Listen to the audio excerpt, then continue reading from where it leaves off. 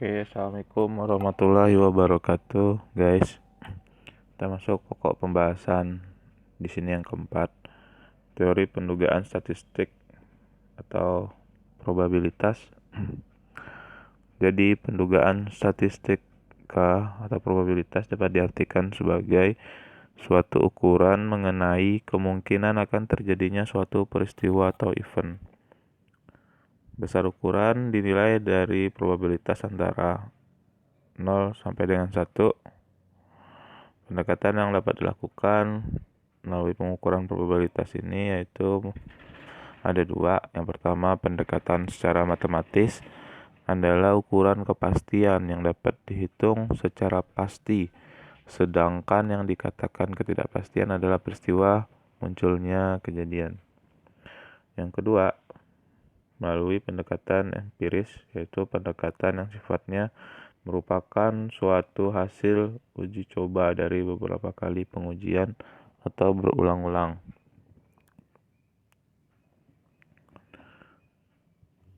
Di sini pokok bahasan ini mengkaji teori dan kegunaan pendugaan statistik probabilitas, meliputi pendugaan titik parameter dan interval, kesalahan standar rata-rata hitung sampel, penentuan interval keyakinan baik secara rata-rata dan proporsi, serta selisih rata-rata dan proporsi, dan memilih ukuran sampel.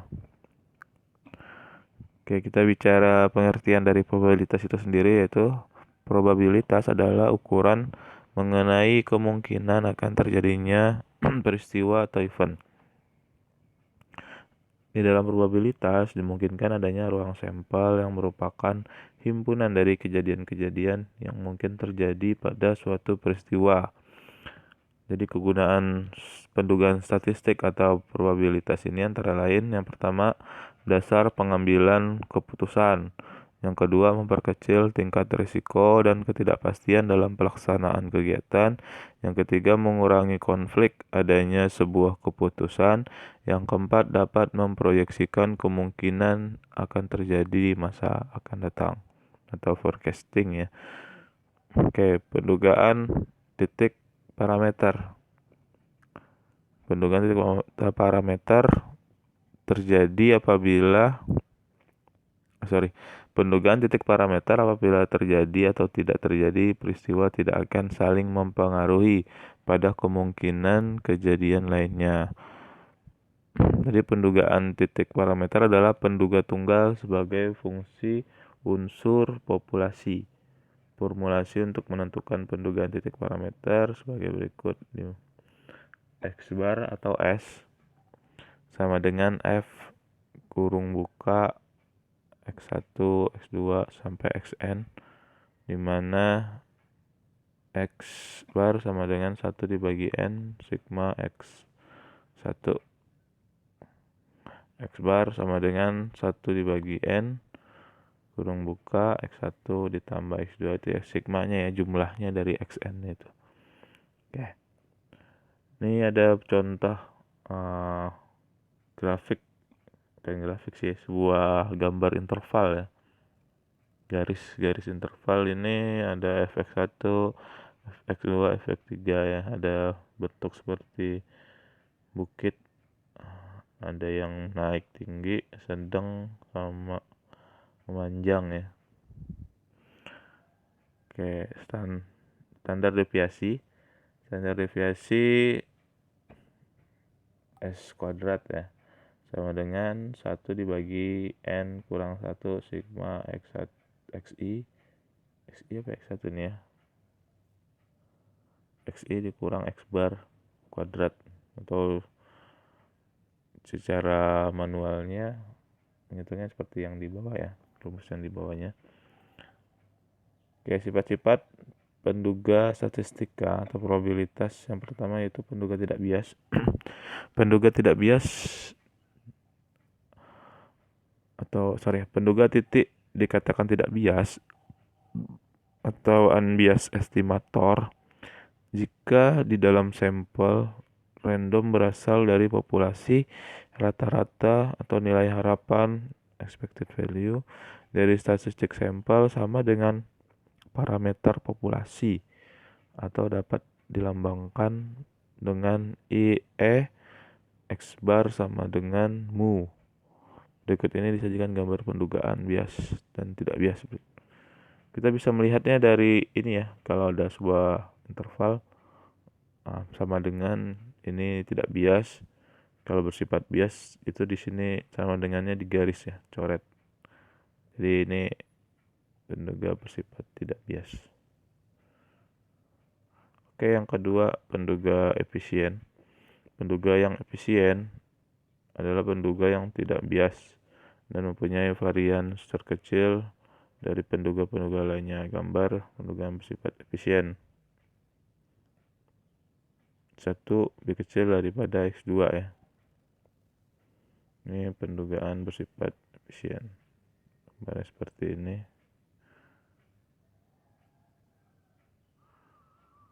Oke, yang ketiga, penduga konsisten adalah nilai dugaan X bar yang mendekati nilai yang sebenarnya atau nilai mu dengan semakin bertambahnya jumlah sampel.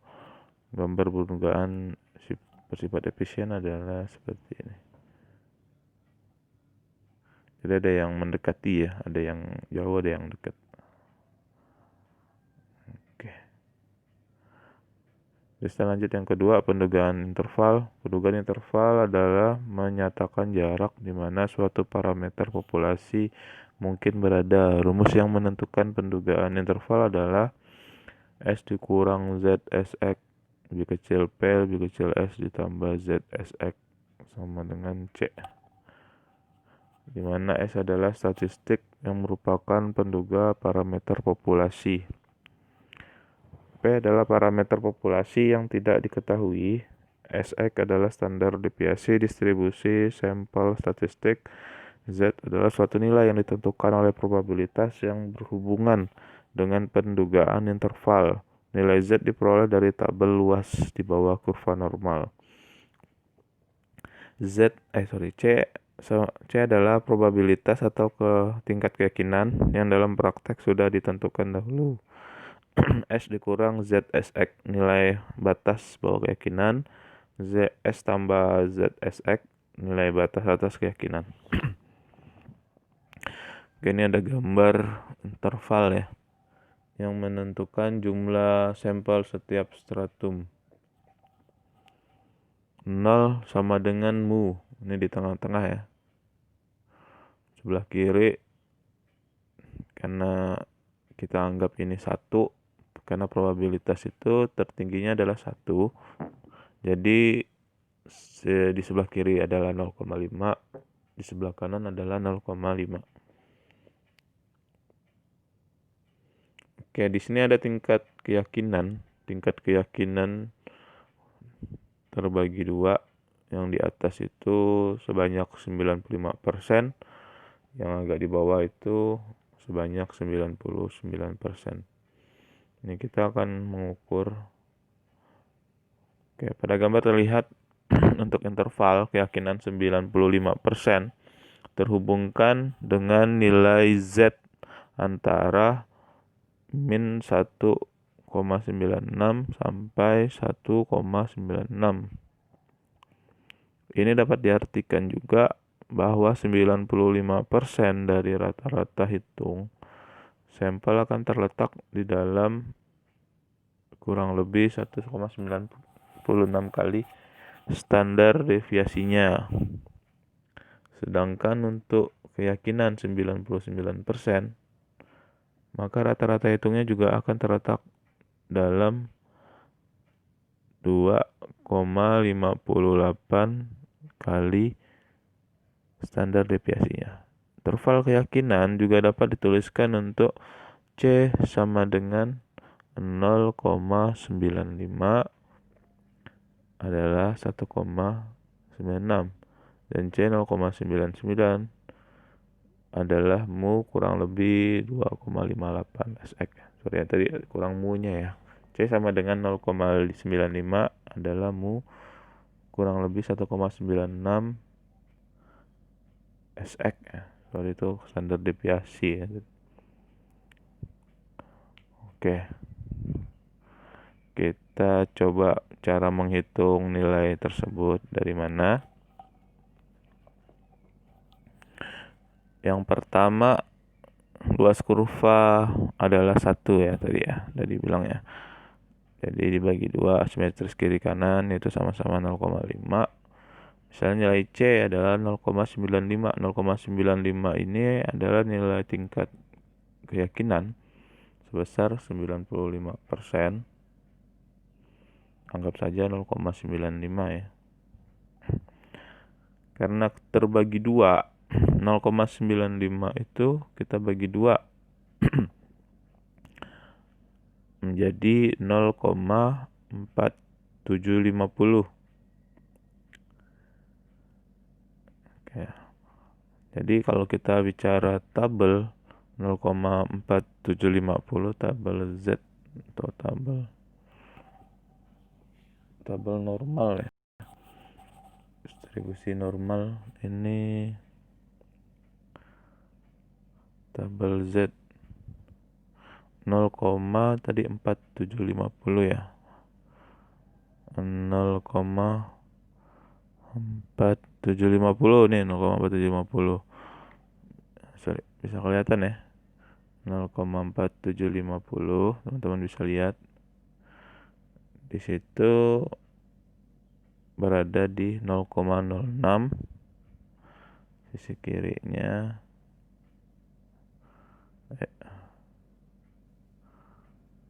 0,4750 tadi mana itu? Oke, sisi kirinya 1,9. Jadi 1,96 ya. 1,9 di sebelah kiri, 0,06 di sebelah kanan atas ya.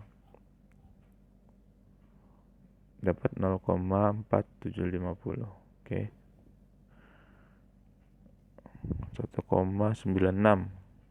Ya, di sini bisa diperoleh 1,96 ya. Maka akan diperoleh nilai Z sebesar 1,96.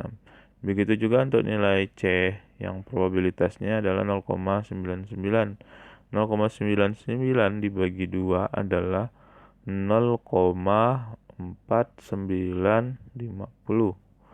0,4950. 0,4950 ya. Nah, di sini nggak ada 0,4950, adanya 0,4949 sama sampai 0,4951. Jadi kita akan ngambil yang mana nih? Kita ambil yang melebihi ya dari 0,4950 itu, jadi kita ambil 0,4951. Kita lihat di atasnya. Di atasnya 0,08, di sebelah kiri 2,5, berarti 2,58 ya. 2,58. Oke, 2,58. Coba kita lihat sama enggak. Nah, ya. Sama ya. Nilai Z-nya adalah 2,58. Jadi setelah menemukan nilai Z dan standar deviasinya, maka dapat dibuat interval keyakinan dengan mudah. Misalnya untuk C sama dengan 0,95 adalah P X bar dikurang 1,96 SX kurang lebih lebih kecil dari M, lebih kecil dari X bar, ditambah 1,96 SX sama dengan 0,95. Sedang untuk C adalah 0,99 adalah P X bar dikurang 2,58 SX lebih kecil daripada X bar ditambah 2,58 SX sama dengan 0,99. Oke, jadi tinggal masukin aja ya.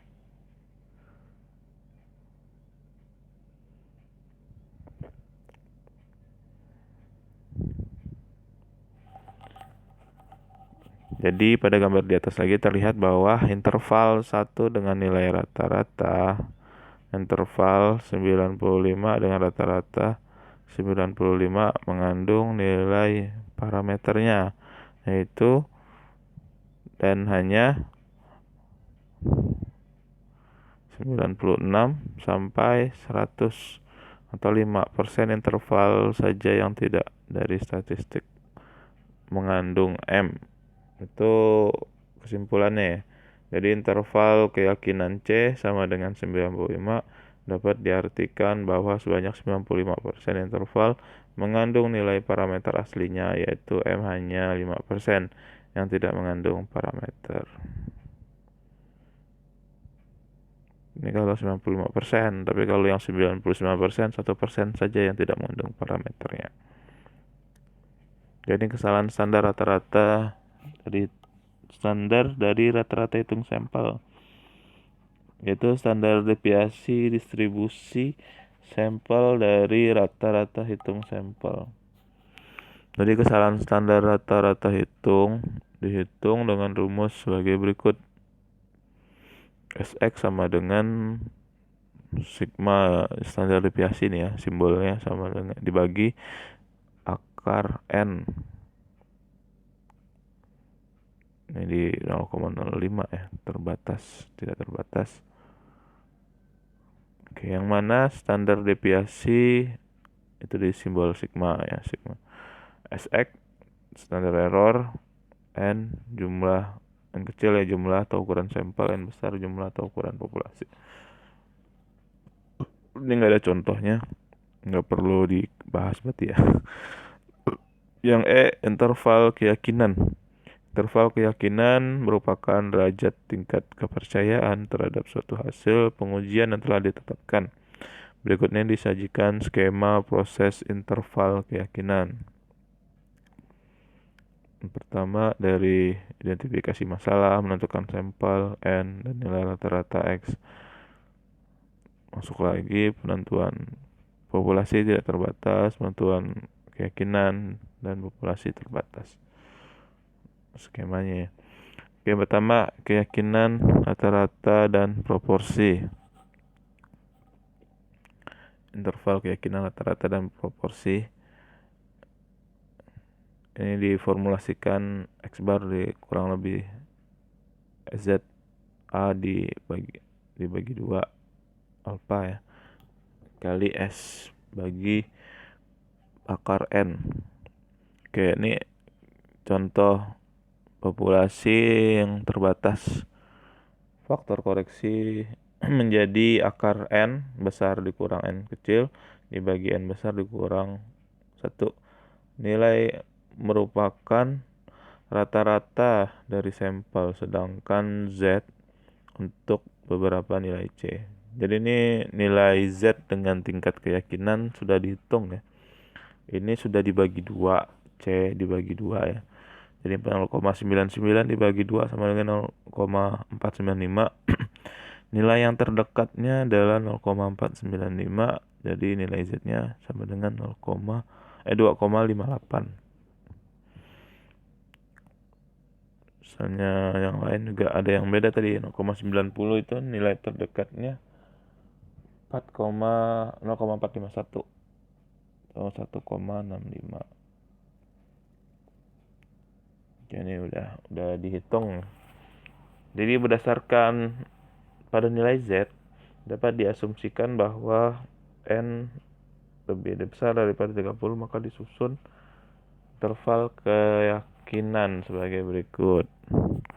Yang pertama, keyakinan 99% kurang lebih 2,58 S dibagi akar N sampai tingkat keyakinan 95% ya. 95%. 80% ini ada salah ketik nih. 1,28. Jadi kalau digambarkan interval keyakinan tersebut sebagai berikut ya. Di sini interval keyakinan hitung 1 dikurang alfa nimu batas bawah, alfa dibagi 2 batas atas, alfa dibagi 2. Sebelah kanan sebelah kiri, yang sebelah kiri minus, sebelah kanan plus ya. Jadi nilai parameter yang sebenarnya diharapkan akan terdapat pada interval 1 dikurang alfa dengan batas bawah minus Z alfa dibagi 2 dan batas atas Z alfa dibagi 2. Jadi interval keyakinan untuk proporsi diformulasikan